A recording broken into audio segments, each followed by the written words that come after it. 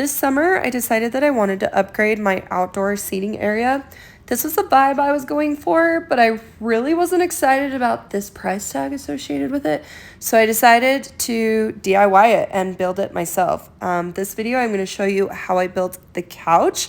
I also have another video on the chair. So if you are interested and you want to save a couple grand, follow along. Okay, first things first is you're gonna need to go and pick out your lumber. Of course, you can use a more expensive wood like cedar, redwood, oak. I was trying to do this for as cheap as possible, so I just went with pine. And just letting you know that I load all of my lumber in the back of my Jeep by laying my seats down. It's probably not the safest thing, but just proof that you really can do DIY projects if you get creative and put your mind to it. Now, I wish I was talented enough to be able to come up with plans for this on my own, but I'm not. And so I followed building plans from the Woodshop Diaries. I'm going to link her website below. I purchased the couch, chair, as well as the coffee table plans. She has the exact measurements that you need and a step-by-step guide. But this video, I'm just going to really show you how I followed that because there was a lot I had to figure out that I wouldn't have been able to pick up from the plans. So I started by cutting out the 4x4 pieces, which are the base of the couch as well as the chair. And then I gave it a really good sanding. I don't have one of those wood stripper machines, but if you do, that would be way easier. But otherwise, you're gonna need to do this with each of your wood cuts. In order for this project to be successful, you are going to need to make sure that your cuts are exactly the same, making sure that everything's perfectly symmetrical, and taking the time to do that is going to just help you in the long run. So be slow enough to make sure that they are perfect, even if you have to sand down a tiny bit of one side, it's worth it. A couple things that I did have to purchase for this project, though, that I didn't already have, were these Craig jig sets. So I bought an extra large one in order to do the holes in the pocket holes in the 4x4s, as well as the one sitting up on the table there that you can do just your basic 2x4s and any other smaller wooden. But I love these things, you guys, and now I just want an excuse to do pocket holes all the time. So look out, world, I'm gonna be dangerous.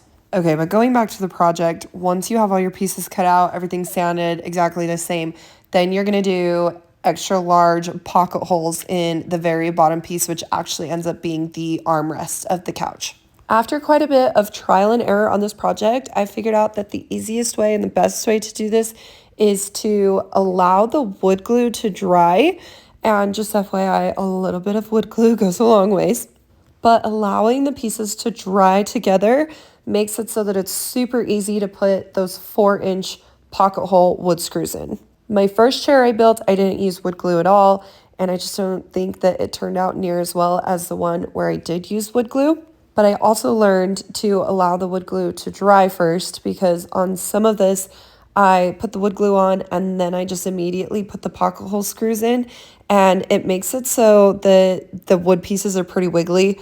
I know I need to get some wood clamps, but I didn't have any, didn't want to have to run to the store, so I just had to be really careful to make sure that the pieces were aligned perfectly.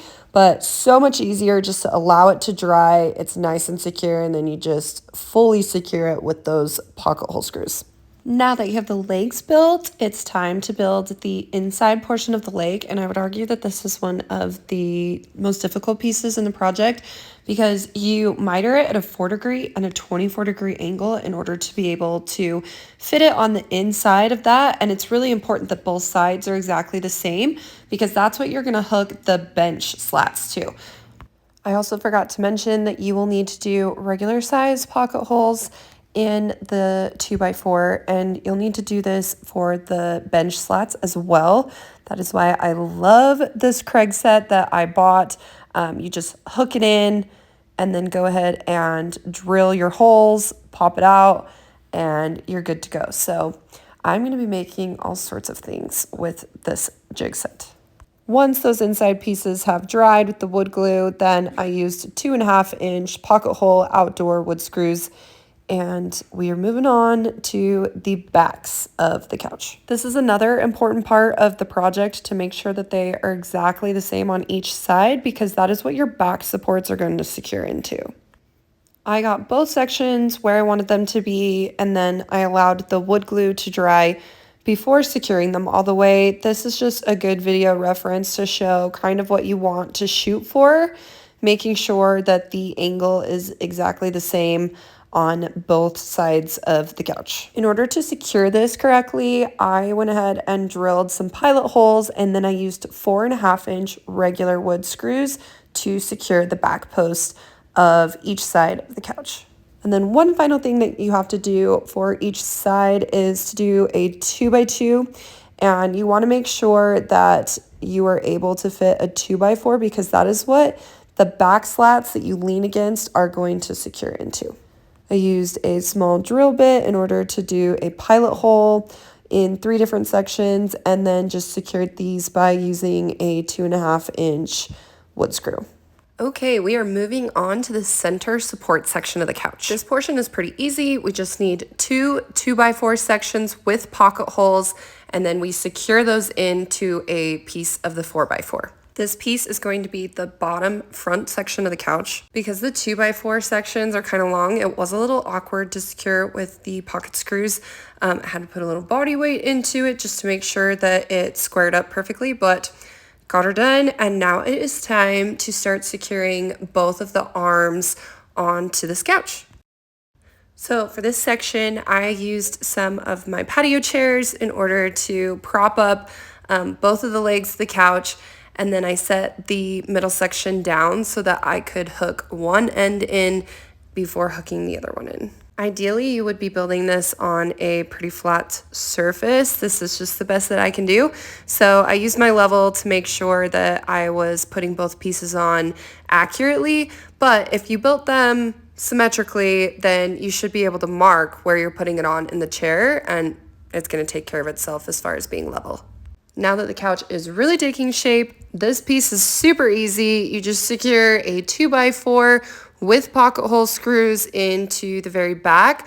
That is going to be the very back section that you sit on the couch. So just FYI on that. And we are going to flip that over and then secure one more piece into the couch. This is going to be the first section of the back slats. In order to do this and keep it level, I just put some of my scrap pieces of wood in, and then this is where you just secure it with 2.5-inch regular wood screws into the 2x2 that you put on that back support. And this is also just another reminder, I think it's good to cut your pieces out as you go, because if you do it all at the beginning, then it's probably not going to work out correctly. So I am measuring and cutting each piece out as I go. And I give you that warning because I then did the middle support section based on the measurements in the building plans. Well, if you are off even a little bit or things don't secure exactly how she did them, then your measurements are going to be off. So I went ahead and built that entire support section, and it was short by like 1 or 2 inches. And it just didn't fit. So I ended up having to completely rebuild it and redo that section so that it would work. This piece was actually kind of frustrating and difficult, so I would follow her plans, but measure on your own couch because you have to bevel some of the section, but it's really just 2 pieces of 2x4 secured into a tiny piece of 4x4, and that gives the middle of the couch support so that if you have a bunch of weight sitting on it, it's not going to collapse in. Okay, we are now through all of the hard stuff and we're on the home stretch. For these final pieces, I measured them once it was all put together and then cut them out one by one, just because if you're to do it in the beginning, sometimes things can be off even just a 1/2 inch, which is going to screw up the piece altogether. So I would suggest waiting until it is built in order to cut out these final pieces. For the slats that you lean against, you just secure those with a regular 2.5-inch screw into the 2x2 that you put into each of the legs. And then for the slats that you sit on, you will need to do pocket holes for those. And then I just went and lined them up. I did mark them so that I kind of had a general idea of what was even, and then secured one side when it was flipped up and then flipped it over to the other side and went through and secured those. Now this part of the project didn't look exactly perfect, and it's because it is really difficult to get boards at the store that are perfectly straight. So There is a little bit of variability in between them, but I'm going to be putting cushions on these, and so you're not going to see that. And it's a DIY couch, right? Like we're saving a few $1,000s by doing it ourselves, so it doesn't have to be perfect. So then for the final step, I decided to go with a semi-transparent stain from Bear. The color is called Redwood Cedar, and you can actually do sample sizes from Home Depot for about $5. I did this and tested it on a couple of scrap pieces of wood so that I made sure to get the color that I definitely wanted. Some people stain the pieces of wood before. I just don't see how I could do that because I always was having to make slight adjustments to the pieces, so I did it afterwards. And for the grand reveal, this is the final product. Sorry about the weird lighting, it's just what my house does with the shade in the afternoon, but I love the way that they turned out. This is what it looks like with the cushions on, which just makes it look so high end. So for us, we will be enjoying the rest of this summer in the backyard on our new furniture. Let me know if you have any questions and good luck, guys.